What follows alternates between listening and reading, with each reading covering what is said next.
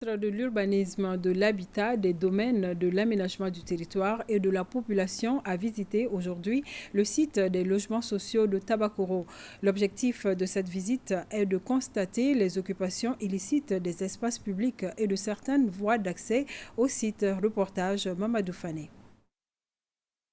Des voies obstruées par des habitations illicites, des logements sociaux inachevés squattés par des individus, des espaces publics détournés de leur vocation initiale, c'est le triste constat fait par le ministre de l'Urbanisme, de l'Habitat, des Domaines, de l'Aménagement du territoire et de la population lors de sa visite sur le site des logements sociaux à Tabakoro. J'ai reçu depuis que j'ai pris fonction plusieurs correspondances des habitants des logements sociaux dénonçant effectivement l'occupation illicite des espaces prévus pour les équipements et aussi des correspondances qui demandent la réalisation de ces équipements.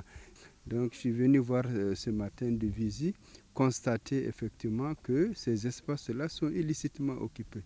Pour le ministre, force doit rester à la loi et toutes les dispositions seront prises par les autorités pour rétablir l'ordre selon le ministre. Quand on vient réhabiliter, améliorer le cadre de vie, on est obligé de libérer les espaces prévus pour les équipements. C'est ce qui amène ce qu'on appelle les recasements. Mais dans ce cas ici, il n'y aura pas de recasement parce que c'est des gens qui se sont installés, ils le savent pertinemment, ils ont défié la loi, ils ont défié l'État. On les a toujours dit de ne pas construire, ils se sont entêtés à construire.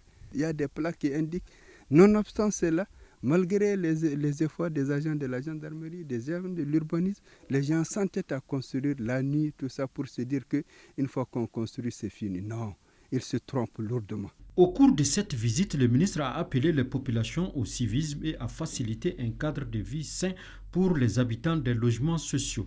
Le ministre était accompagné à cette occasion par les responsables des différents services techniques de son département et les membres de son cabinet.